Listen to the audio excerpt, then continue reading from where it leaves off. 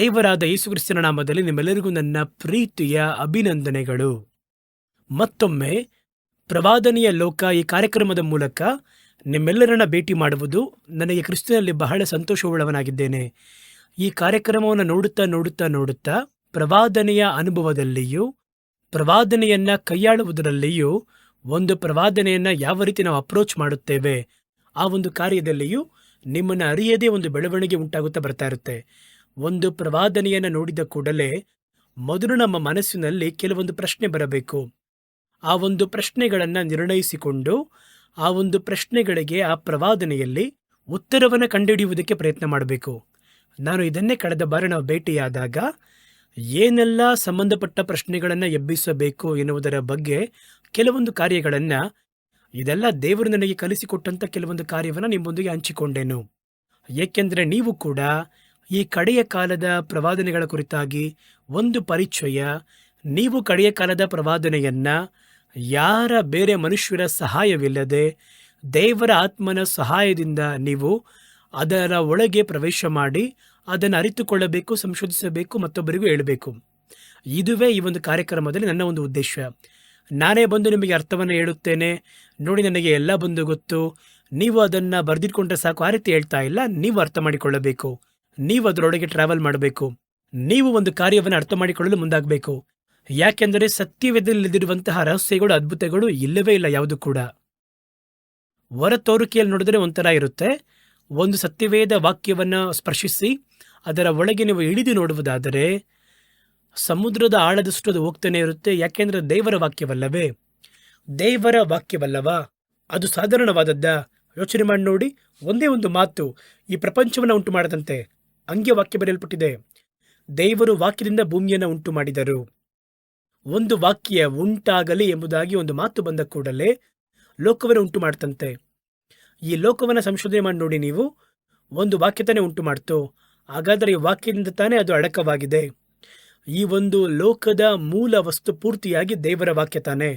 ಹಾಗಾದರೆ ಈ ಲೋಕವನ್ನು ಸಂಶೋಧನೆ ಮಾಡಿ ನೋಡಿ.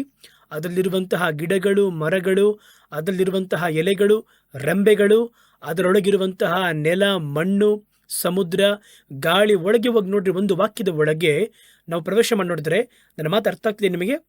ಉಂಟಾಗಲಿ ಎಂಬುದಾಗಿ ಒಂದು ಮಾತು ಉಂಟು ಮಾಡಿತ್ತು. ಹಾಗಾದರೆ ಉಂಟಾಗಲಿ ಎನ್ನುವಂತಹ ಮಾತಿನ ಒಳಗೆ ಪ್ರವೇಶ ಮಾಡಿ ನೋಡಿದ್ರೆ ಈ ಪ್ರಪಂಚದ ಬಗ್ಗೆ ನೋಡ್ಬೋದು. ಹಾಗಾದರೆ ಎಷ್ಟು ಕಾಲ ಸಂಶೋಧನೆ ಮಾಡ್ತೀರಾ ನೀವು? ಈ ಲೋಕದಲ್ಲಿ ಕರ್ತನು ಒಂದು ಮಾತನ್ನು ಉಂಟು ಮಾಡಿದ್ರಲ್ಲ, ಎಷ್ಟು ದಿನ ಆಗುತ್ತೆ ಸಂಶೋಧನೆ ಮಾಡೋದಕ್ಕೆ? ಬೆಟ್ಟ ಸಂಶೋಧನೆ ಮಾಡಬೇಕು ಅಂದರೆ ಸಂಶೋಧನೆ ಮಾಡೋಕ್ಕಾಗಲ್ಲ. ಸಮುದ್ರಕ್ಕೆ ಆಳ ಇವತ್ತಿನವರೆಗೂ ಗೊತ್ತಿಲ್ಲ ಅದೇನಂತ. ಹಾಗಾದರೆ ಇಷ್ಟೊಂದು ರಹಸ್ಯಗಳನ್ನು ಒಳಗೊಂಡಿರುವಂಥದ್ದು ಒಂದು ಮಾತಲ್ಲಿ ಪ್ರಕಟವಾಯಿತು. ಅದೇನೇ ಇವತ್ತು ನಿಮ್ಮ ಸತ್ಯವೇದದಲ್ಲಿ ಇರುವಂಥದ್ದಾಗಿದೆ. ಹಾಗಾದರೆ ದೇವರ ಮಾತಿನ ಬ್ರಹ್ಮಾಂಡವನ್ನು ಅರ್ಥ ಮಾಡಿಕೊಳ್ಳಿರಿ. ಇವತ್ತು ನಾವು ಹೇಳುವಂಥದ್ದು ನೋಡುವುದು ಕೂಡ ಒಂದು ಧೂಳಿನ ಉಸುಬಿನಷ್ಟು ಮಾತ್ರ. ಪರಿಪೂರ್ಣವಾಗಿ ನಾವೇನು ಕಂಡುಹಿಡ್ಕೊಳಕ್ಕಾಗಲ್ಲ. ಪ್ರಪಂಚ ಪೂರ್ತಿಯಾಗಿ ಗೊತ್ತಿರುವವನು ಯಾರಾದರೂ ಇದ್ದಾರಾ ಹೇಳಿ ನೋಡೋಣ ನಿಮಗೆ? ಒಬ್ಬ ವಿಜ್ಞಾನಿಯಾಗಿರ್ಬೋದು, ಒಬ್ಬ ವೈದ್ಯನಾಗಿರ್ಬೋದು, ಒಬ್ಬ ದೊಡ್ಡ ಶ್ರೀಮಂತನಾಗಿರ್ಬೋದು, ಲೋಕ ಪೂರ್ತಿಗೆ ಅರ್ಥ ಮಾಡಿಕೊಂಡಿದ್ದೀವಿ ಕಣ್ರಿ, ಆ ರೀತಿ ಯಾರಾದರೂ ಹೇಳೋಕ್ಕಾಗುತ್ತಾ? ಹಾಗಾದರೆ ಇಲ್ಲಿಯವರೆಗೂ ಮನುಷ್ಯನಿಂದ ಪರಿಪೂರ್ಣವಾಗಿ ಯಾವುದನ್ನು ಅರ್ಥ ಮಾಡಿಕೊಂಡಿದ್ದೇ ಇಲ್ಲ, ಸ್ವಲ್ಪ ಮಾತ್ರ. ಪರಿಪೂರ್ಣವಾಗಿ ಅರ್ಥ ಮಾಡಿಕೊಳ್ಳಲಾಗದಿರುವ ಈ ಪ್ರಪಂಚವೇ ಒಂದು ಮಾತಿನಿಂದ ಉಂಟು ಮಾಡಲ್ಪಟ್ಟಿತ್ತು. ಹಾಗಾದರೆ ಈ ಒಂದು ಮಾತು ಒಂದೊಂದರಲ್ಲೂ ಎಷ್ಟು ಅರ್ಥಗಳು ಇದೆಯೋ, ಎಷ್ಟು ಆಳಗಳಿದೆ ಎನ್ನುವುದನ್ನು ಯೋಚನೆ ಮಾಡಿ ನೋಡಬೇಕು. ಹಾಗಾದರೆ ಪರಿಪೂರ್ಣವಾಗಿ ಅರ್ಥ ಮಾಡ್ಕೊಳಕ್ಕಾಗಲ್ಲ. ನಮಗೆ ಏನು ಅವಶ್ಯವೋ ಅದನ್ನು ನಾವು ಅರ್ಥ ಮಾಡಿಕೊಳ್ಳಲು ಸಾಧ್ಯ. ಹಾಗಾದರೆ ನಮಗೇನು ಬೇಕು ಎನ್ನುವುದನ್ನೇ ನಾನು ನಿಮಗೆ ಬೆಟ್ಟು ಮಾಡಿ ತೋರಿಸಲು ಬಯಸುತ್ತೇನೆ. ಒಂದು ಪ್ರವಾದನೆಯಲ್ಲಿ ದೇವರ ವಾಕ್ಯವದು. ಆ ವಾಕ್ಯದಲ್ಲಿ ಅಷ್ಟೊಂದು ರಹಸ್ಯಗಳು, ಮರ್ಮಗಳು ಇದೆ. ಆದರೆ ಇದರಲ್ಲಿ ನಿಮಗೆ ಏನು ಬೇಕು ಎಂದರೆ ಮೊದಲು ನೀವು ಒಂದು ಲಿಸ್ಟನ್ನು ಹಾಕಬೇಕು. ಒಂದು ಲಿಸ್ಟ್ ಹಾಕಬೇಕು. ನಾನು ಇಲ್ಲಿ ಹೋಗಿ ಇದರಲ್ಲಿ ಏನು ಅರ್ಥ ಮಾಡಿಕೊಳ್ಳಲು ಬಯಸುತ್ತೇನೆ ಎಂಬುದಾಗಿ ನೋಡಬೇಕು.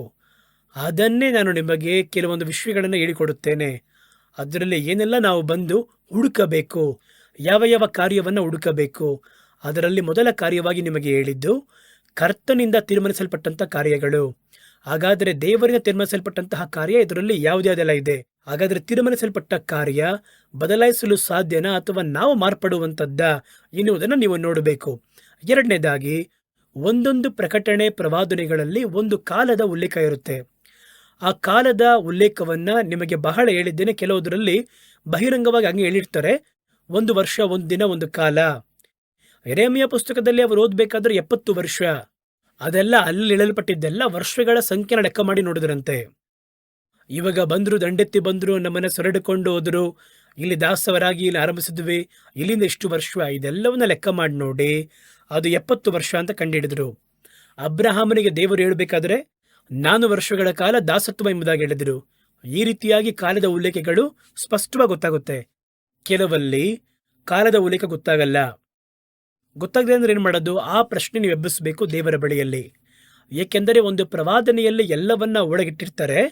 ನಿಮಗೆ ಏನು ಬೇಕೋ ನೀವು ಅದರಿಂದ ತೆಗೆದುಕೊಳ್ಳಲು ಸಾಧ್ಯವಾಗುತ್ತೆ. ಹಾಗಾದರೆ ಆ ವಾಕ್ಯದ ಬ್ರಹ್ಮಾಂಡವನ್ನು ಅರ್ಥ ಮಾಡಿಕೊಳ್ಳಲು ಹೇಳಿದೆ. ಒಂದು ಮಾತು, ಆ ಮಾತಿನ ಒಳಗೆ ಇದ್ದಂತಹ ಪ್ರಪಂಚ, ಆ ಪ್ರಪಂಚವನ್ನು ಅರ್ಥ ಮಾಡ್ಕೊಳಕ್ಕಾಗ್ತಿಲ್ವಲ್ಲ, ಆಗ ವಾಕ್ಯದಲ್ಲಿ ಪ್ರಪಂಚ ಪೂರಿ ಅರ್ಥ ಮಾಡ್ಕೊಳಕ್ ಸಾಧ್ಯ ಇಲ್ಲ. ಈ ಲೋಕದಲ್ಲಿ ನೀವೇ ಅರ್ಥ ಮಾಡಿಕೊಳ್ಳಲು ಬಯಸ್ತೀರಾ? ಹಾಗೆ ತನ್ನ ಶಿಕ್ಷಣವನ್ನು ನಾವು ಕಲಿಯುತ್ತೇವೆ. ಎಲ್ಲರಿಗೂ ಎಲ್ಲ ಗೊತ್ತಾ? ನಾವು ಈ ಲೋಕದಲ್ಲಿ ವೈದ್ಯವನ್ನು ಕಲಿಯಲು ಬಯಸುತ್ತೇನೆ. ನಾನು ಪ್ರಕೃತಿಯ ಬಗ್ಗೆ ಕಲಿಯಬೇಕು, ಅಷ್ಟೇ ಮಾತ್ರ ಗೊತ್ತಷ್ಟೇ.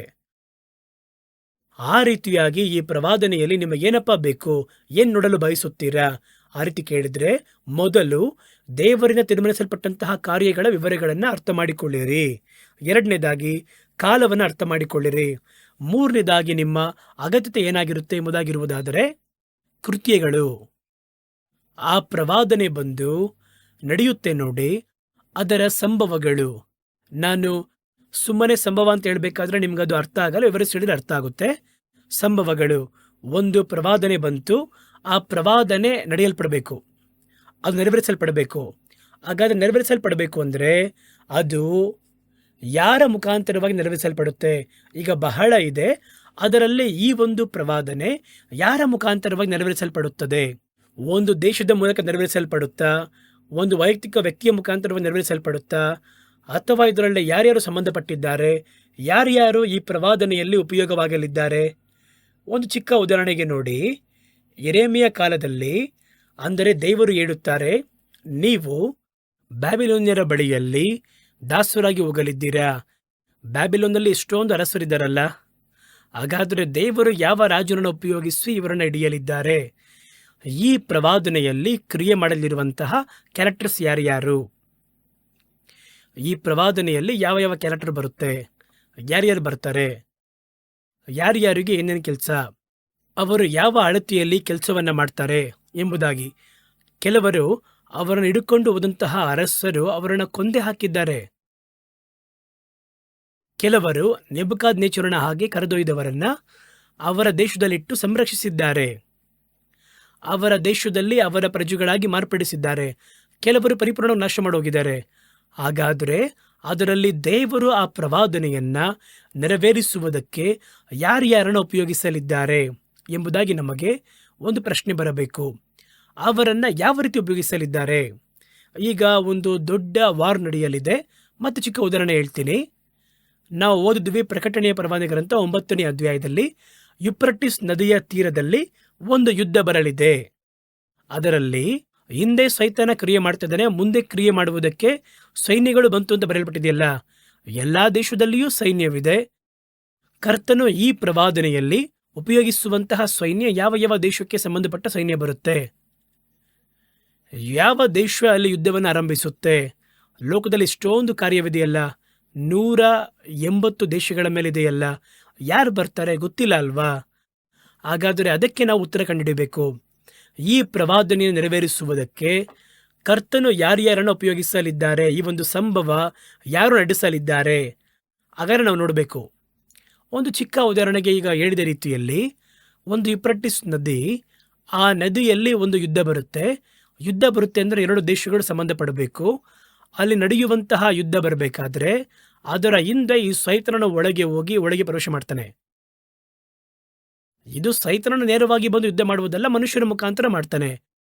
ಆದರೆ ಈ ಒಂದು ಯುದ್ಧ ಮನುಷ್ಯರಿಗೂ ನಡುವೆ ಯುದ್ಧವಲ್ಲ, ಇದು ಒಂದು ವ್ಯತ್ಯಾಸವಾಗಿರುವ ಯುದ್ಧ. ಇದರ ಹಿಂದೆ ಕಟ್ಟಲ್ಪಟ್ಟಿರುವಂತಹ ಬಿದ್ದು ಹೋದಂತಹ ದೂತರು ಈ ಯುದ್ಧದಲ್ಲಿ ತಮ್ಮನ್ನು ತೊಡಗಿಸಿಕೊಳ್ಳುತ್ತಾರೆ. ಆದ್ದರಿಂದ ಭಯಂಕರವಾಗಿರುವ ಯುದ್ಧ. ಹಾಗಾದರೆ ಸರಿ, ಹಾಗಾದರೆ ಯುದ್ಧ ನಡೆಯುತ್ತೆ ಅಂದರೆ ಇದು ಮೊದಲು ಆರಂಭ ಆಗಬೇಕಲ್ವಾ? ಇದರಲ್ಲಿ ಕರ್ತನು ಈ ಯುದ್ಧದಲ್ಲಿ ಯಾವ ಯಾವ ದೇಶಗಳನ್ನು ಮೊದಲು ಉಪಯೋಗಿಸಲಿದ್ದಾರೆ? ಸೈನ್ಯದ ಸಂಖ್ಯೆ ಹೇಳಲ್ಪಟ್ಟಿದೆಯಲ್ಲ, ಕುದುರೆ ವೀರರ ಸಂಖ್ಯೆ 20 ಕೋಟಿ ಆಗಿರುತ್ತೆ ಎಂಬುದಾಗಿ ಹೇಳ್ತಾರಲ್ಲ. ಹಾಗಾದರೆ ಇದರಲ್ಲಿ ಎಷ್ಟು ದೇಶದ ಸೈನ್ಯ ಒಳಗೆ ಭಾಗವಹಿಸಲಿದೆ ಎಲ್ಲರನ್ನ? ಹಾಗಾದರೆ ಯಾರು ಆರಂಭಿಸುತ್ತಾರೆ?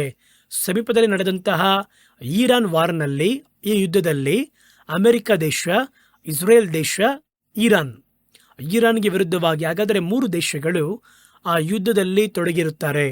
ಅಮೆರಿಕ ಕೂಡ ಇಸ್ರೇಲ್ ಒಂದು ಭಾಗದಲ್ಲಿಯೂ, ಇರಾನ್ ದೇಶ ಎದುರಾಗಿ ನಿಂತು ಅಲ್ಲಿ ಯುದ್ಧವನ್ನು ಮಾಡ್ತಾ ಇದೆ. ಹಾಗಾದರೆ ಲೋಕದಲ್ಲಿ ಎಷ್ಟೊಂದು ರಾಷ್ಟ್ರಗಳಿವೆ?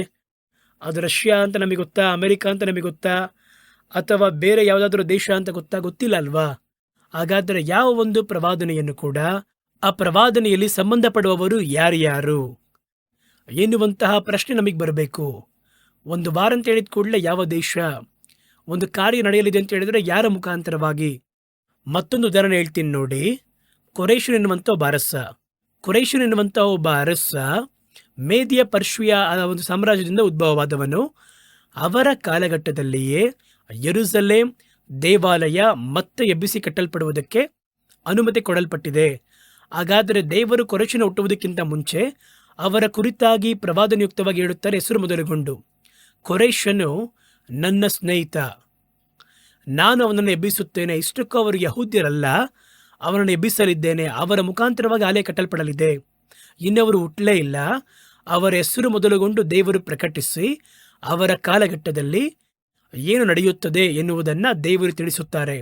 ಹಾಗಾದರೆ ಯೆರೂಸಲೇಮ್ ದೇವಾಲಯ ಕಟ್ಟಲ್ಪಡುವುದಕ್ಕಿಂತ ಮುಂಚೆ ಅದಕ್ಕೆ ಬೇಕಾದ ಎಲ್ಲ ದೋಚಿ ಮತ್ತೆ ತರುವುದಕ್ಕೆ ಯಾರ ಮುಖಾಂತರವಾಗಿ ಅನುಮತಿ ಸಿಗುತ್ತದೆ? ಹಾಗಾದರೆ ಒಂದು ಪ್ರವಾದನೆಯನ್ನು ದೇವರು ನಮಗೆ ಪ್ರಕಟಿಸುವಾಗ ಆ ಪ್ರವಾದನೆ ಸಂಬಂಧಪಟ್ಟಂತಹ ಮನುಷ್ಯರು, ದೇಶಗಳು, ಸೈನ್ಯಗಳು, ಇದೆಲ್ಲದರ ಕುರಿತಾಗಿ ನಮಗೊಂದು ಪ್ರಕಟಣೆ ಸಿಗುತ್ತೆ. ಹಾಗಾದರೆ ನೋಡಿ, ಈ ಒಂದು ಪ್ರಶ್ನೆಗೆ ನೀವು ಉತ್ತರವನ್ನು ಕೊಡಬೇಕು. ದೇವರ ಬಳಿ ಕೇಳಿದ್ರೆ ಅವ್ರು ಹೇಳ್ತಾರೆ, ನೀವು ಹುಡುಕಬೇಕು. ದಾನಿಯೇಲ ಒಬ್ಬ ದೊಡ್ಡ ಪ್ರವಾದಿನೇ, ಆದರೆ ಅವರು ಪ್ರವಾದನೆ ಒಳಗೆ ಹುಡುಕಿದರು. ಕರ್ತನು ಬಂದು ಕೊಳ್ಳರಿಸಿ ಹಾಗೆ ತೋರಿಸ್ತಿಲ್ಲ, ನೀನು ಹುಡುಕಿದ್ರೆ ನಿನಗೆ ಸಿಗ್ತೀನಿ, ತೋರಿಸ್ತೀನಿ. ಏನು ಬೇಕು ಈ ಪ್ರವಾದನೆಯಲ್ಲಿ? ಹೇಳಪ್ಪ ಏನು ಬೇಕು? ದೇವರಿದು ಯಾವಾಗ ಮುಗಿಯುತ್ತೆ? ಬಾ ಬಂದು ಓದಿ ನೋಡು. ಯೆರೆಮೀಯ ಹೇಳಿದ್ರಲ್ಲ, ಓದಿ ನೋಡು. ಅದನ್ನು ಓದಿ ನೋಡಿ, ಎಲ್ಲ ಕ್ಯಾಲ್ಕುಲೇಟ್ ಮಾಡು, ಲೆಕ್ಕವನ್ನು ಹಾಕು. 70 ವರ್ಷ ಕಂಡುಹಿಡಿದ್ರು. ಅವರು ಪ್ರವಾದಿ ತಾನೆ. ಆಗ ಆ ಪ್ರವಾದಿಯಾಗಿದ್ದರು. ಆ ಪ್ರವಾದನೆಯಲ್ಲಿ ಪ್ರಶ್ನೆಗಳಿಗೆ ಉತ್ತರವನ್ನು ಹುಡುಕಲು ಮುಂದಾಗಬೇಕು, ಅದು ಮುಖ್ಯ. ಹಾಗಾದರೆ ಇದರಲ್ಲಿ ನಾವೇನು ಹುಡುಕ್ತೀವಿ? 3ನೇ ಕಾರ್ಯವೆಂದರೆ ಈ ಪ್ರವಾದನೆ. ಇದರಲ್ಲಿ ಯಾವ ಯಾವ ಕಥಾಪಾತ್ರಗಳು, ಯಾರ್ಯಾರು ಪಾರ್ಟಿಸಿಪೇಟ್ ಮಾಡಲಿದ್ದಾರೆ, ಯಾರು ಆರಂಭಿಸಲಿದ್ದಾರೆ, ಯಾರು ಮುಗಿಸಲಿದ್ದಾರೆ, ಯಾರು ನಡುವೆ ಬಂದು ಕ್ರಿಯೆ ಮಾಡಲಿದ್ದಾರೆ, ಎಷ್ಟು ಸೈನ್ಯಗಳು. ಇದು ಒಂದು ಯುದ್ಧ ಸಂಬಂಧವಾದದ್ದು. ಇದು ಒಂದೊಂದು ಪ್ರವಾದನೆಗೂ ಒಂದೊಂದು ಕ್ಯಾರೆಕ್ಟರ್ಸ್ನ ದೇವರು ಉಪಯೋಗಿಸುತ್ತಾರೆ. ಅದು ಯಾರು, ಯಾರ ಮುಖಾಂತರವಾಗಿ ಆ ಸಂಭವ ನಡೆಯುತ್ತೆ ಎನ್ನುವುದನ್ನು ನಾವು ಅರ್ಥ ಮಾಡಿಕೊಳ್ಳಬೇಕು. ಹಾಗಾದರೆ ಇವುಗಳನ್ನು ನಾವು ಅರ್ಥ ಮಾಡಿಕೊಳ್ಳುವುದಕ್ಕೆ ಒಂದು ಪ್ರವಾದನೆಯಲ್ಲಿ ನೀವು ನೋಡಿದ ಕೂಡಲೇ ಅದು ಬಹಿರಂಗವಾಗಿ ನಿಮಗೇನು ಅರ್ಥ ಆಗಲ್ಲ, ಪ್ರಕಟವಾಗುವುದಿಲ್ಲ. ಅದು ಈ ಪ್ರಶ್ನೆಗಳನ್ನು ಕೇಳಿ ಅದಕ್ಕೆ ನೀವು ಪ್ರತ್ಯುತ್ತರವನ್ನು ಕಾಣುವುದಕ್ಕೆ ಪ್ರಯತ್ನ ಮಾಡುವಾಗಲೇ ದೇವರು ನಿಮ್ಮ ಬಳಿಯಲ್ಲಿ ಅದರ ಬಗ್ಗೆ ಪ್ರಕಟಿಸಿ ಮಾತಾಡುತ್ತಾರೆ. ಹಾಗಾದರೆ ಇದರಲ್ಲಿ ಯಾರು ಸಂಬಂಧಪಡ್ತಾರೆ? ಎಲ್ಲಿಂದ ಬರುತ್ತಾರೆ? ದೇವರು ಹೇಳ್ತಾರೆ, ಕೆಲವೊಮ್ಮೆ ಉತ್ತರದಿಂದ ಬರುತ್ತಾರೆ, ದಕ್ಷಿಣದಿಂದ ಬರುತ್ತಾರೆ. ಯಾರು ಬರ್ತಾರೆ? ಅವರು ಬಂದು ಏನು ಮಾಡ್ತಾರೆ? ಎಲ್ಲವುಗಳ ಬಗ್ಗೆ ವಿವರವು ಅದರೊಳಗಿರುತ್ತೆ. ಅದುವೇ ಮುಖ್ಯವಾದದ್ದು. ಹಾಗಾದರೆ ಕಾಲದ ಉಲ್ಲೇಖ ಎನ್ನುವುದು ಬಹಳ ಮುಖ್ಯ. ಆ ಪ್ರವಾದನೆಯಲ್ಲಿ ಸಂಬಂಧಪಡುವವರು ಯಾರು ಎನ್ನುವುದು ಕೂಡ ನಮಗೆ ಬಹಳ ಮುಖ್ಯ. ಯಾರ್ಯಾರು ಸಂಬಂಧಪಡ್ತಾರೆ, ಯಾವ ದೇಶ ಸಂಬಂಧಪಡಲಿದೆ, ಯಾವ ಯಾವ ಸಮಸ್ಯೆಗಳು ಅದರಲ್ಲಿ ಒಳಗಾಗಲಿದೆ, ಅದು ನಮಗೆ ಅರ್ಥ ಆಗಬೇಕು. ಈ ಒಂದು ಸಮಸ್ಯೆ ಯಾವುದ್ರ ಮುಖಾಂತರ ಬರುತ್ತೆ ಎಂಬುದು ನಮಗೆ ಅರ್ಥ ಆಗಬೇಕು. ಇವಾಗ ದೇವರು ಹೇಳುತ್ತಾರೆ, ಒಂದು ದೊಡ್ಡ ಕ್ಷಾಮವನ್ನು ಉಂಟು ಮಾಡುವೆನು, ಒಂದು ದೇಶದಲ್ಲಿ ದೊಡ್ಡ ಬರ ಬರಲಿದೆ ಎಂಬುದಾಗಿ ದೇವರು ಹೇಳಿದರೆ, ನಾವು ಅದರಲ್ಲಿ ಏನು ಕೇಳಬೇಕು? ಆ ಒಂದು ಬರ ಯಾವುದರ ಮುಖಾಂತರ ಬರುತ್ತೆ, ಆ ಕ್ಷಾಮ ಯಾತರ ಮುಖಾಂತರವಾಗಿ ಬರುತ್ತೆ? ಇದರಲ್ಲಿ ಮನುಷ್ಯರು ಸಂಬಂಧಪಡಲಿಲ್ಲ ಅಥವಾ ಬೇರೆ ಯಾವುದು ಸಂಬಂಧಪಡಲಿಲ್ಲ. ಆ ಕ್ಷಾಮ ಯಾವುದ್ರ ಮುಖಾಂತರ ಬರುತ್ತೆ?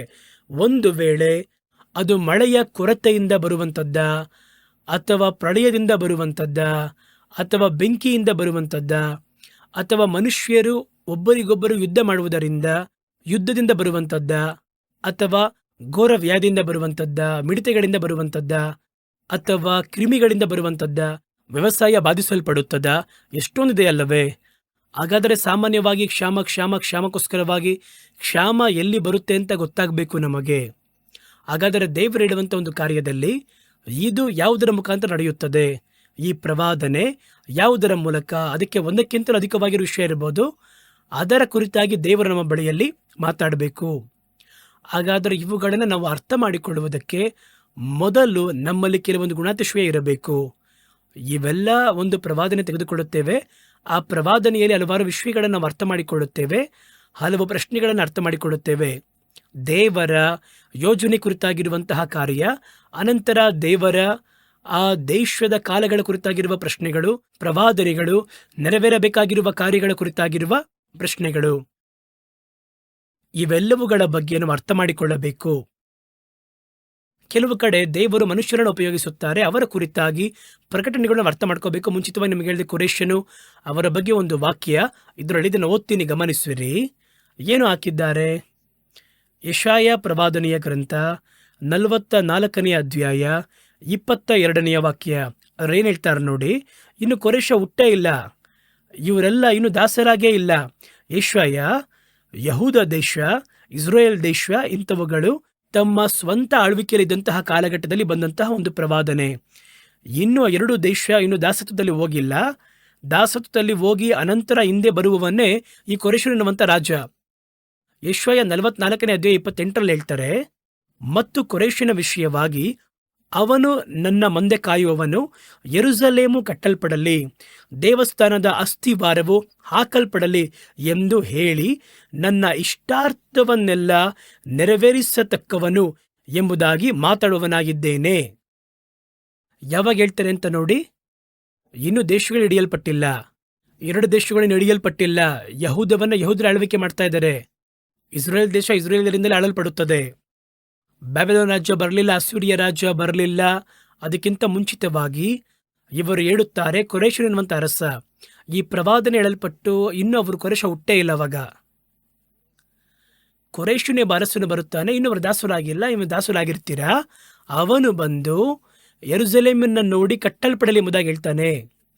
ಈ ಪ್ರವಾದನೆ ನುಡಿಯಲ್ಪಡಬೇಕಾದ್ರೆ ಯೆರೂಸಲೇಮ್ ಇನ್ನೂ ಒಡೆಯಲ್ಪಟ್ಟಿಲ್ಲ. ಅವಾಗಿದ್ದವರು ಈ ಪ್ರವಾದನೆಯನ್ನ ಗಮನಿಸಿ ನೋಡಿದ್ದರೆ ಯೆರೂಸಲೇಮ್ ಪಟ್ಟಣ ಒಂದು ದಿನ ಒಡೆಯಲ್ಪಡುತ್ತದೆ ಏನೋ ಎಂಬುದಾಗಿ ಅವರು ಅರ್ಥ ಮಾಡ್ಕೊತಾ ಇದ್ರು. ಹಾಗಾದ್ರೆ ಯೆರೂಸಲೇಮ್ ಆಗಿಯೇ ಇದೆ, ದೇವಾಲಯವಿದೆ, ಎಲ್ಲವೂ ನಡೀತಾ ಇದೆ. ಈಗ ಯೆಶಾಯ ಪ್ರವಾದ ಹೇಳ್ತಾ ಇದ್ದಾರೆ. ಆದ್ದರಿಂದಲೇ ಸತ್ಯವೇದ ಪ್ರವಾದನೆಯನ್ನು ಯಾಕೆ ಇಷ್ಟೊಂದು ಕೊಂಡಾಡುತ್ತೇವೆ ಎಂದರೆ, ಇವರು ನಾವು ಇವತ್ತು ನೋಡುವ ರೀತಿಯಲ್ಲಿ 4ನೇ ಹಂತದ ಪ್ರವಾದಿಗಳಲ್ಲ. 4ನೇ ಹಂತ ಅಂತ ಹೇಳಿದ್ರೆ ಒಂದು ದೊಡ್ಡ ಗುಂಪು ಬಂದು ತಮ್ಮನ್ನ ಪ್ರವಾದಿಗಳು ಎಂಬುದಾಗಿ ತೋರಿಸಲು ಪ್ರಯತ್ನ ಮಾಡಿ ಎಷ್ಟೋ ಚಿಕ್ಕ ಚಿಕ್ಕ ಬೆಳೆದಿರುವ ಕೆಲಸವನ್ನೆಲ್ಲ ಮಾಡ್ತಾರೆ. ಅದಲ್ಲ, ಇವರು ಯಾಕೆ ಇವತ್ತಿನವರೆಗೆ ಹೇಳಲ್ಪಡ್ತಾರೆ ಅಂದರೆ, ಇವರು ನಿಜವಾಗಿಯೂ ದೇವರಿಂದ ಉಪಯೋಗಿಸಲ್ಪಟ್ಟಂತಹ ಪ್ರವಾದಿಗಳು. ಹಾಗಾದರೆ ನೋಡಿ, ಯೆರೂಸಲೇಮ್ ಇನ್ನೂ ಇದೆ, ಒಡೆಯಲ್ಪಡಲೇ ಇಲ್ಲ, ಕಟ್ಟಲ್ಪಡೋದ್ರ ಬಗ್ಗೆ ಮಾತಾಡ್ತಾ ಇದ್ದಾರೆ. ಹಾಗಾದರೆ ದೇವರು ಹೇಳುತ್ತಾರೆ, ಕೊರೇಶನ ಬಗ್ಗೆ ನನಗೆ ಒಂದು ಪ್ರಕಟಣೆಯನ್ನು ಕೊಡ್ತೀನಿ.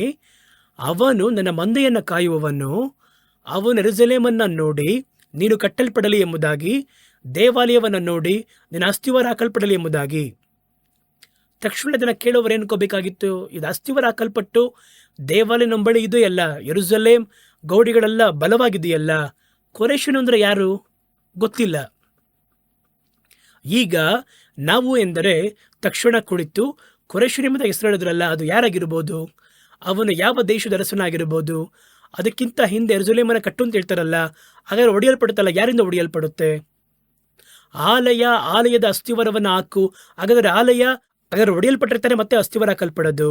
ಹಾಗಾದ್ರೆ ಯಾರು ಒಡೆಯುತ್ತಾರೆ? ಅಸ್ಥಿವಾರವನ್ನ ಇಡುವವನು ಕೊರೇಶನು. ಹಾಗಾದ್ರೆ ಒಡೆಯೋದು ಯಾರು? ಈ ಪ್ರಶ್ನೆಗೆಲ್ಲ ಉತ್ತರವನ್ನು ಹುಡುಕ್ತಾ ಇದ್ರು. ಹಾಗಾದರೆ ಒಂದು ಕಾರ್ಯವನ್ನು ನಡೆಸುವುದಕ್ಕೆ ದೇವರು ಯಾರ್ಯಾರನ್ನು ಉಪಯೋಗಿಸಲಿದ್ದಾರೆ? ಈ ಕಾರ್ಯಗಳೆಲ್ಲ ರಹಸ್ಯವಾಗಿರುತ್ತೆ. ಯೆಶಾಯ 45:1 ಕೂಡ ನೋಡಿ, ಯೆಹೋವನು ಯಾವನ ಕೈ ಹಿಡಿದು ಯಾವನೆದುರಿಗೆ ಜನಾಂಗಗಳನ್ನು ತುಳಿದು ರಾಜರ ನಡುಕಟ್ಟನ್ನು ಬಿಚ್ಚಿ ಯಾವನ ಮುಂದೆ ಹೆಬ್ಬಾಗಿಲುಗಳನ್ನು ತೆರೆದು ಮುಚ್ಚಲಿಸೇನೋ, ತಾನು ಅಭಿಷೇಕಿಸಿದ ಆ ಕೊರೇಶನಿಗೆ ಈಗನ್ನುತ್ತಾನೆ ಎಂದು ವಾಕ್ಯ ಸ್ಪಷ್ಟವಾಗಿ ಹೇಳುತ್ತದೆ. ನಾನು ನಿನ್ನ ಮುಂದೆ ಹೋಗಿ ದಿಣ್ಣೆಗಳನ್ನು ಸಮ ಮಾಡುವೆನು. ನಾವು ಮೇಲಿರೋದನ್ನ ಕಟ್ ಮಾಡಿಬಿಟ್ಟು ಈ 2ನೇ ವಾಕ್ಯವನ್ನು ಮಾತ್ರ ತೆಗೆದುಕೊಂಡು ಸ್ಟಿಕ್ಕರ್ ಹಾಕಿ ಮೇಲೆ ನಡೆಸಿದ್ದೀವಿ. ಇದು ದೇವರು ಯಾರಿಗೆ ಹೇಳಿದ್ದು ಗೊತ್ತಾ? ಕೊರೇಶನಿಗೆ ಹೇಳಿದಂತಹ ಮಾತು. ಕೊರೇಶನೇ ಹುಟ್ಟಿಲ್ಲ.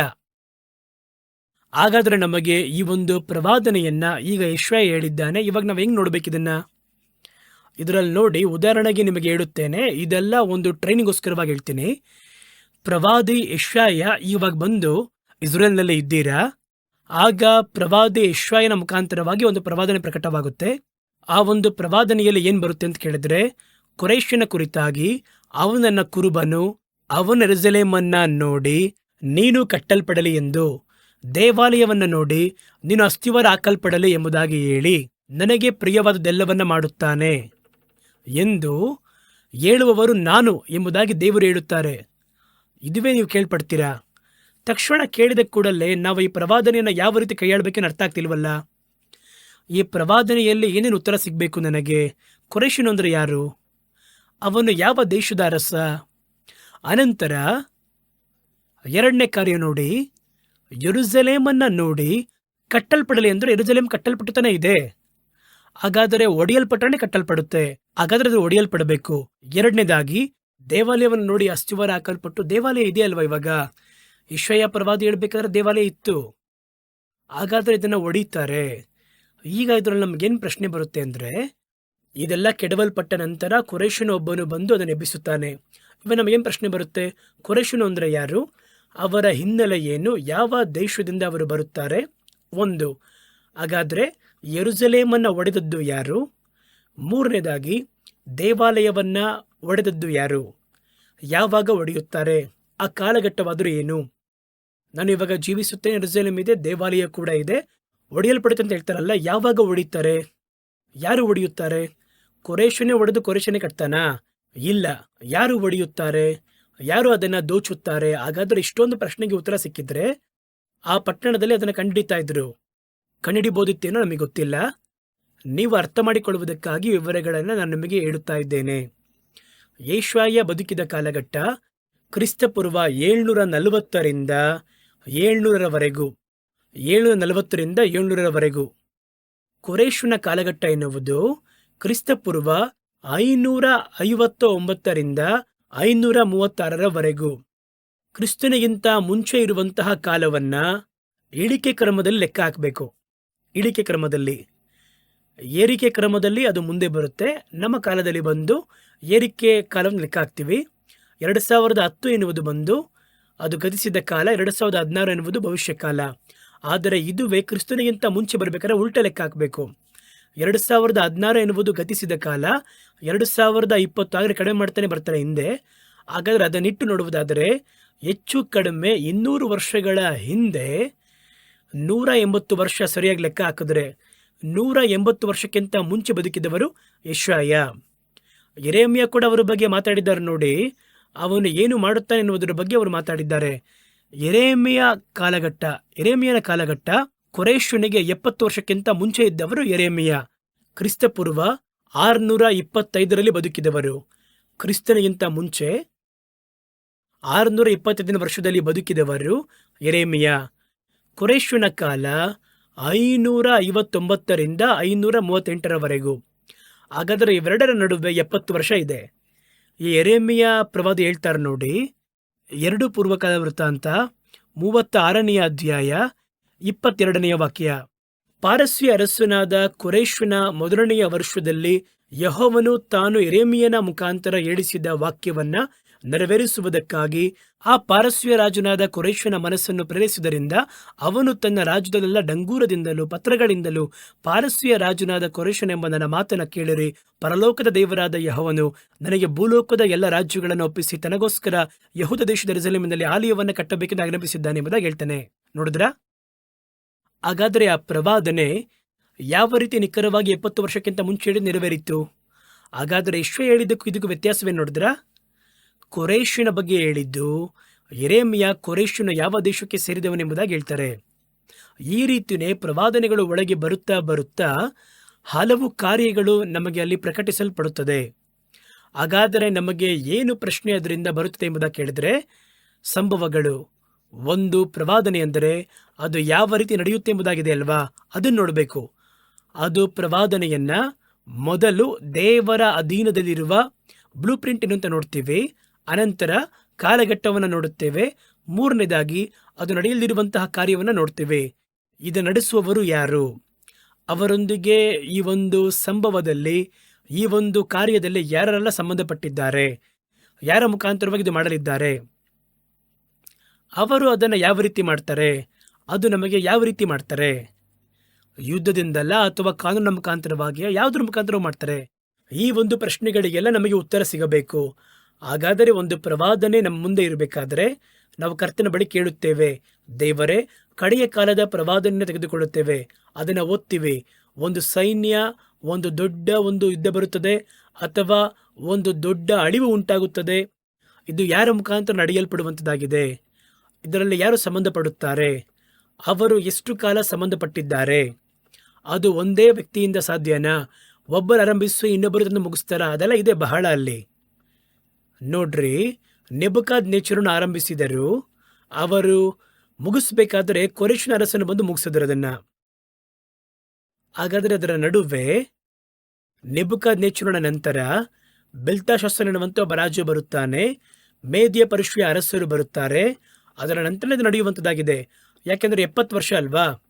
ಹಾಗಾದರೆ ಒಂದು ಯೋಜನೆಯನ್ನ ಒಬ್ಬನೇ ವ್ಯಕ್ತಿ ನೆರವೇರಿಸಲು ಸಾಧ್ಯ, ಅಥವಾ ಒಂದು ದೇಶ ನೆರವೇರಿಸಲು ಸಾಧ್ಯ, ಅಥವಾ ಒಬ್ಬರು ಆರಂಭಿಸಿ ಅದನ್ನು ಇಬ್ಬರು ಮೂವರು ಸೇರಿ ಮೂರನೇ ವ್ಯಕ್ತಿ ಮುಗಿಸಲು ಕೂಡ ಸಾಧ್ಯ. ಇವರುಗಳೆಲ್ಲ ನಮಗೆ ಬರಬೇಕು. ಇದನ್ನ ಇಟ್ಟುಕೊಂಡು ನೀವು ಪ್ರಕಟಣೆ ಪ್ರವಾದನೆ ಗ್ರಂಥದಲ್ಲಿ ಕಡೆಯ ಕಾಲದ ಕುರಿತಾಗಿರುವ ಅವರು ಹೇಳಿರುವಂತಹ ಪ್ರವಾದನೆಗಳ ಒಳಗೆ ಪ್ರವೇಶ ಮಾಡಿದರೆ ಬರಲಿರುವಂತಹ ವ್ಯಕ್ತಿಗಳ ಹೆಸರು ಮೊದಲುಗೊಂಡು ನೀವು ಕಂಡುಹಿಡಿಯಬಹುದು. ಇವಾಗ ನಮ್ಗೆ ಗೊತ್ತಿಲ್ಲ ಅಲ್ವಾ? ಒಂದು ಯುದ್ಧ ಬರುತ್ತೆ ಪಾಶ್ಚಾತ್ಯ ದೇಶದಲ್ಲಿ, ಆ ಮೆಸೊಪೊಟೇಮಿಯಾ ಪ್ರಾಂತ್ಯದಲ್ಲಿ. ಅದರಲ್ಲಿ ಭೂಮಿಯಲ್ಲಿ 3ರಲ್ಲಿ 1 ಪಾಲು, ಭೂಮಿಯಲ್ಲಿ 3 ಪಾಲು ಅಂತ ಹೇಳಿದ್ರೆ ಇಂಡಿಯಾ ಕೂಡ ಒಳಗಿದೆ ಅಲ್ವಾ? 3ರಲ್ಲಿ 1 ಪಾಲು ಕೊಲ್ಲಲ್ಪಡ್ತಾರೆ. ಹಾಗಾದರೆ ಅದು ಬರುತ್ತೆ. ಇಲ್ಲಿವರೆಗೂ ನಮಗೆ ಗೊತ್ತಾಗ್ತಾ ಇದೆ. ಅದರ ಕಾಲದ ಬಗ್ಗೆ ಹೇಳಲ್ಪಟ್ಟದಾಗಿದೆ. ಆದರೆ ಅದು ಯಾರಿಂದ ಬರುತ್ತೆ ಅಂತ ಹೇಳಲ್ಪಟ್ಟಿಲ್ಲ. ನೋಡಿದ್ರಾ? ಅದರಲ್ಲಿ ಬರುವಂತಹ ಆತ್ಮಗಳ ಕುರಿತಾಗಿ ಹೇಳಲ್ಪಟ್ಟದಾಗಿದೆ. ಈ ಆತ್ಮಗಳು ವೈಯಕ್ತಿಕವಾಗಿ ಕೆಲಸ ಮಾಡಲ್ಲ. ಅದು ಯಾರೋ ಒಬ್ಬ ಅರಸರನ್ನು ಕರೆದುಕೊಂಡು ಬಂದು ಅಲ್ಲಿ ಸಮಸ್ಯೆಯನ್ನು ಉಂಟು ಮಾಡುವುದಕ್ಕೆ ಬರುತ್ತೆ. ಇಷ್ಟು ನಮಗೆ ಗೊತ್ತಿರುವುದು. ಈಗ ಆ ಪ್ರವಾದನೆ ಒಳಗೆ ನೀವು ಹೋಗುವುದಾದರೆ ಈ ಪ್ರಶ್ನೆಗಳನ್ನು ಬರೆದಿಟ್ಟುಕೊಂಡು, ಈಗ ಮರು ಪ್ರಶ್ನೆ ಏನು ಬರಬೇಕು ಅಂದರೆ, ಈ ಸಂಭವ ನಡೆಯುವಾಗ ಇದಕ್ಕೆ ಸಂಬಂಧಪಟ್ಟವರು ಯಾರ್ಯಾರು? ಈ ಪ್ರಶ್ನೆ ಬರೆದಿಟ್ಕೊಳ್ಳಿ. ಒಂದು ಪ್ರವಾದನೆಯನ್ನು ಓದಿದ್ರೆ ಮೊದಲು ಅದರಲ್ಲಿ ನಿಮಗೆ ಏನು ಗೊತ್ತಾಗಬೇಕು ಅಂತ ಅರ್ಥ ಆಗಬೇಕು. ಅದನ್ನು ಪ್ರಶ್ನೆಯಂತೆ ಬರೆದಿಟ್ಟುಕೊಳ್ಳಿರಿ. ಪ್ರತಿ ಪ್ರಶ್ನೆಗೂ ಉತ್ತರವನ್ನು ಬರೆಸಿರಿ. ಪ್ರತಿ ಪ್ರಶ್ನೆಗೂ ನಿಮಗೆ ಈ ಪ್ರವಾದನೆಯಲ್ಲಿ ಎಷ್ಟು ಪ್ರಶ್ನೆ ಬಂದಿತ್ತು? ನನಗೇನು ಪ್ರಶ್ನೆ ಬಂತು ನೋಡಿ, ಒಂದು ಉದಾಹರಣೆಗೆ ಹೇಳ್ತೀನಿ. ಅಲ್ಲಿ ಒಂದು ದೊಡ್ಡ ಯುದ್ಧ ನಡೆಯುತ್ತಾ ಇರುತ್ತೆ. 4 ಬಾರಿ ನಡೆಯುತ್ತೆ, 4 ಹಂತದಲ್ಲಿ ನಡೆಯುತ್ತೆ. ಅದರಲ್ಲಿ ಉಳಿದೆಲ್ಲ ಬಿಟ್ಬಿಡಿ, ಆ ಕಾಲವನ್ನೆಲ್ಲ ಮುಂಚಿತವಾಗಿ ಹೇಳಿದ್ದೇವೆ. ಇದರಲ್ಲಿ ಸಂಬಂಧಪಡುವವರು ಯಾರ್ಯಾರು? ಈ 4 ಹಂತಗಳಲ್ಲಿ ಕೂಡ ಒಂದೇ ದೇಶವು ಒಬ್ಬನೇ ವ್ಯಕ್ತಿ ಸಂಬಂಧಪಡ್ತಾರಾ? ಅಥವಾ ಮೊದಲ ಬಾರಿ ಒಂದು ದೇಶವು, 2ನೇ ಬಾರಿ ಮತ್ತೊಂದು ದೇಶವು, 3ನೇ ಬಾರಿ ಬರುತ್ತದಾ? ಅಥವಾ ಪ್ರತಿ ಒಂದು ದೃಶ್ಯದಲ್ಲಿಯೂ ಬೇರೆ ಬೇರೆ ವ್ಯಕ್ತಿಗಳು ಮಾರ್ಪಡುತ್ತಾರಾ? ಇದು ಯಾವ ರೀತಿ ನಡೆಯಲ್ಪಡುತ್ತೆ ಎಂಬುದಾಗಿ ನೀವು ನೋಡುವುದಾದರೆ, ಈಗ ಒಂದು ವಾರ ನಡೀತಾ ಇದೆ. ನಾವು ಇರಾನ್ನಲ್ಲಿ ಅಥವಾ ಯುಪ್ರಟಿಸ್ ನದಿಯ ತೀರದಲ್ಲಿ ಒಂದು ಯುದ್ಧವನ್ನು ನೋಡ್ತಾ ಇದ್ದೀವಿ. ಇದು ಮೊದಲ ಯುದ್ಧನ, 2ನೇ ಯುದ್ಧನ? ನಮಗೆ ಗೊತ್ತಿಲ್ಲ ಅಲ್ವಾ? ಹಾಗಾದರೆ ಈ ಒಂದು ಪ್ರಶ್ನೆ ನಮಗೆ ಉತ್ತರ ಸಿಗಬೇಕು. ಇವಾಗ 2ನೆಯ ಯುದ್ಧ ಎಂಬುದಾಗಿ ನಮಗೆ ಗೊತ್ತಾದರೆ ನಾನು ತಕ್ಷಣ ಅದು ಎಷ್ಟು ಕಾಲ ಮುಂದುವರಿಯುತ್ತೆ ಎನ್ನುವುದನ್ನು ಕಂಡುಹಿಡಿಯಬೇಕು. ಮೊದಲು ನಡೆದ ಪ್ರಕಾರ 24 ಪಟ್ಟು. 24 ಪಟ್ಟು ಎನ್ನುವಂಥದ್ದೇ ಒಂದು ದಿನ. ಮೊದಲ ಬಾರಿ ನಡೆದಂತಹ ಯುದ್ಧ 1 ತಿಂಗಳು ನಡೆದಂಥ ಉದಾಹರಣೆಗೆ ಇಟ್ಕೊಳ್ಳಿ. ನೀವು 2ನೇ ಬಾರಿ ಯುದ್ಧ ಆರಂಭವಾಗಬೇಕಾದ್ರೆ ಅದನ್ನು 24 ಪಟ್ಟಾಗಿ 24 ತಿಂಗಳುಗಳು, ಅಂದರೆ 2 ವರ್ಷ ನಡೆಯುತ್ತೆ ಎನ್ನುವುದನ್ನು ಅರ್ಥ ಮಾಡಿಕೊಳ್ಳಬಹುದು. ಏಕೆಂದರೆ ಹೇಳಲ್ಪಟ್ಟಿರುವುದನ್ನು ಅಷ್ಟು ಪಟ್ಟಿಟ್ಟು ನೋಡಬೇಕು. ಒಂದು ದಿನ ಎನ್ನುವುದು ಮೊದಲ ಬಾರಿ ನಡೆದಾಗ ನೀವು ನೋಡ್ತೀರಾ, ಈ ಯುದ್ಧ ಎಷ್ಟು ದಿನ ನಡೀತು ಅಂತ ನೋಡ್ತೀರಾ. ಈ ಒಂದು ಯುದ್ಧ ಒಂದು ತಿಂಗಳು ನಡೀತು ಅಂತ ಇಟ್ಕೊಳ್ಳಿ. ಆ ರೀತಿ ನೋಡಿ 1 ತಿಂಗಳು ಆರಂಭವಾಯಿತು, 1 ತಿಂಗಳು ಮುಗಿಬೇಕಾದ್ರೆ ಮುಗಿದೋಯ್ತು. ಅದು ಮೊದಲ ಹಂತದ ಯುದ್ಧ. ಆ ರೀತಿ ಇಟ್ಕೊಂಡ್ರಾ? 2ನೇ ಹಂತ ಆರಂಭ ಆಗಬೇಕಾದ್ರೆ ನಿಮಗೆ ಆಟೋಮೆಟಿಕ್ ಅರ್ಥ ಆಗುತ್ತೆ. ಮೊದಲ ಬಾರಿ ನಡೆದ ರೀತಿಯಲ್ಲಿ 24 ಪಟ್ಟು ನಡೆಯುತ್ತೆ. ಅದರಲ್ಲಿ 24 ಪಟ್ಟು ಅಂದರೆ 2 ವರ್ಷ ನಡೆಯುತ್ತೆ. 24 ತಿಂಗಳು 2 ವರ್ಷ ನಡೆಯುತ್ತೆ. ಅನಂತರ 1 ತಿಂಗಳಿಗೆ ನಡೆಯುತ್ತೆ ಅಂತ ಹೇಳಿದ್ರೆ ಅದನ್ನ ಲೆಕ್ಕ ಮಾಡೋದು. ಈಗ 24 ಪಟ್ಟು 2 ವರ್ಷ ನಡೀತಲ್ವಾ? ಅದನ್ನು ನೀವು 30ರಿಂದ ಮತ್ತೆ ಅದನ್ನು ನೀವು ಗುಣಿಸಿದ್ರೆ 60 ವರ್ಷನ. ಆಗಲೇ ಆ ರೀತಿ ಇರುವುದಿಲ್ಲ. ಹಾಗಾದ್ರೆ ಬೇರೆ ಏನು ಹೇಳಕ್ ಬರ್ತಾರೆ ಅದರಲ್ಲಿ ಎನ್ನುವುದನ್ನ ತಿಂಗಳು ಲೆಕ್ಕ ಇಟ್ಟು ನೋಡಬೇಕು. ಮೊದಲು ಗಂಟೆ ಲೆಕ್ಕ ಇಟ್ಟು ನೋಡಿದ್ವಿ, ಅನಂತರ ತಿಂಗಳು ಲೆಕ್ಕ ಇಟ್ಟು ನೋಡಿದ್ವಿ. ಈಗ ಇದರಲ್ಲಿ 24 ತಿಂಗಳು, ಇದರಲ್ಲಿ 30 ತಿಂಗಳು. ಆ ರೀತಿಯಾಗಿ 12 ಪಟ್ಟು ಎನ್ನುವ ರೀತಿಯಲ್ಲಿ ಆ ಲೆಕ್ಕಗಳನ್ನು ನಾವು ಕ್ಯಾಲ್ಕುಲೇಟ್ ಮಾಡಬೇಕಾದ್ರೆ ಅದನ್ನು ಗಮನವಾಗಿಯೂ ದೇವರಾತ್ಮನ ಸಹಾಯದಿಂದಲೂ ನಿಧಾನಿಸಲು ಗೊತ್ತಿದ್ರೆ ಆ ಒಂದು ಕಾಲಘಟ್ಟವನ್ನು ನೀವು ನೋಡಬೇಕಾದ್ರೆ ನೀವು ಎಷ್ಟು ಕಾಲಘಟ್ಟ ಮುಂದುವರಿಯುತ್ತೆ ಎನ್ನುವುದನ್ನು ಅರ್ಥ ಮಾಡಿಕೋಬಹುದು. ಅನಂತರ ಇದರಲ್ಲಿ ಯಾರ್ಯಾರನ್ನು ಉಪಯೋಗಿಸುತ್ತಾರೆ, 4 ಬಾರಿ ಒಂದೇ ಕ್ಯಾರೆಕ್ಟರ್, ಒಂದೇ ದೇಶಗಳ ಒಳಗೆ ಯುದ್ಧ ನಡೆಯುತ್ತಾ, 2ನೇ ಬಾರಿ ಯುದ್ಧ ನಡಿಬೇಕಾದ್ರೆ ಅದರಲ್ಲೂ ಅಮೆರಿಕ, ಇಸ್ರೇಲ್, ಇರಾನ್ನೇ ಒಳಗೆ ಇರುತ್ತೆ, ಆದರೆ ಬೇರೆ ಯಾರಾದರೂ ಅಲ್ಲಿ ಯುದ್ಧಕ್ಕೆ ಬರ್ತಾರಾ? ಇವೆಲ್ಲವನ್ನ ನೋಡ್ಬೇಕು ನಾವು. ಇದುವೇ ಪ್ರವಾದನೆಯನ್ನ ಪರಿಪೂರ್ಣವಾಗಿ ಅರ್ಥ ಮಾಡಿಕೊಳ್ಳುವುದು. ಕೆಲವೊಂದು ಕಾರ್ಯವನ್ನು ನಾವು ಗಮನಿಸಬೇಕಾದ್ರೆ ಮೊದಲು ತಪ್ಪಾಗಿ ನಾವು ಕ್ಯಾಲ್ಕುಲೇಟ್ ಮಾಡುವಂತೆ ಇರುತ್ತೆ, ತಪ್ಪಾಗಿ ಅರ್ಥವಾಗುವಂತೆ ಇರುತ್ತೆ. ಅದನ್ನ ಮೊದಲು ನೀವು ಪ್ರಶ್ನೆಗಳನ್ನ ಎಬ್ಬಿಸ್ರಿ, ಅದಕ್ಕೆ ಪ್ರತ್ಯುತ್ತರವನ್ನ ದೇವರ ಬಳಿ ನೀವು ಎದುರು ನೋಡ್ರಿ, ಅದು ಸಿಗುತ್ತೆ. ನಾವಾಗಿ ಕುಳಿತು ಯೋಚನೆ ಮಾಡಿದ್ರೆ ತಪ್ಪಾಗುತ್ತೆ. ನನಗೆ ಪ್ರಶ್ನೆ ಬರಬೇಕು, ಇದೆಷ್ಟು, ಇದು ಏನು, ಇದು ಯಾರು, ಮೊದಲ ಬಾರಿ ಇವರು ಬಂದಾಯ್ತು, ಅನಂತರ ಏನು ಬರುತ್ತೆ. ನೀವಾಗಿ ಅದನ್ನು ಊಹಿಸದೆ ಪ್ರಾರ್ಥನೆ ಮಾಡಿದರೆ, ಅನಂತರ ದೇವರ ಬಳಿ ಇದರ ಬಗ್ಗೆ ಹುಡುಕಿದರೆ ದೇವರು ಪ್ರಕಟಿಸುತ್ತಾರೆ. ಇದೇ ರೀತಿ ಒಳಗೆ ಹೋಗಿ ಶಾರ್ಪ್ ಆಗಿ ಹುಡುಕಿದರೆ ಏನು ನಡೆಯುತ್ತೆ ಅಂದರೆ, ಒಂದು ಹೆಸರು ಮೊದಲುಗೊಂಡು ಯಾರ ಮುಖಾಂತರ ಇದು ನಡೆಯುತ್ತೆ ಎಂಬುದಾಗಿ ಕುರೈಶನ ಬಗ್ಗೆ ಪ್ರಕಟಿಸಿದ ರೀತಿಯಲ್ಲಿ ಬರುವ ಹೆಸರಲ್ಲಿ ನೀವು ನೋಡ್ತಾ ಬಂದರೆ ಅಂತ್ಯಕ್ರಿಸ್ತನ ಹೆಸರು ಕೂಡ ನಿಮಗೆ ಗೊತ್ತಾಗ್ಬಿಡುತ್ತೆ.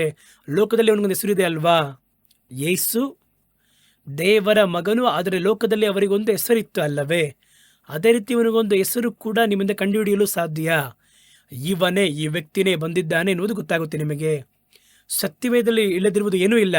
ನೀವು ಎಷ್ಟು ದೂರ ಅದರ ಒಳಗೆ ಪ್ರವೇಶ ಮಾಡುತ್ತೀರೋ ಅಷ್ಟರ ಒಳಗೆ ವಿಷಯವನ್ನು ಗ್ರಹಿಸಲು ಸಾಧ್ಯ. ಸರಿ, ಇವತ್ತು ನಮಗೆ ಟೈಮ್ ಆಗಿದೆ. ಇನ್ನು ಇದರ ಬಗ್ಗೆ ಬಹಳ ಕಾರ್ಯವನ್ನ ಮಾತಾಡಲು ಮುಂದಾಗಬೇಕಾಗಿದೆ. ಬರುವ ವಾರದಲ್ಲಿ ನಾನು ನಿಮ್ಮನ್ನು ಭೇಟಿ ಮಾಡಬೇಕಾದ್ರೆ ಮೇಲಧಿಕವಾಗಿ ಇನ್ನು ಹಲವಾರು ವಿವರದ ಕುರಿತಾಗಿ ಧ್ಯಾನ ಮಾಡೋಣ. ಅಲ್ಲಿಯವರೆಗೂ ದೇವರು ನಿಮ್ಮನ್ನು ಆಶೀರ್ವದಿಸಿ ಕಾಪಾಡಲಿ. ಆಮೇನ್.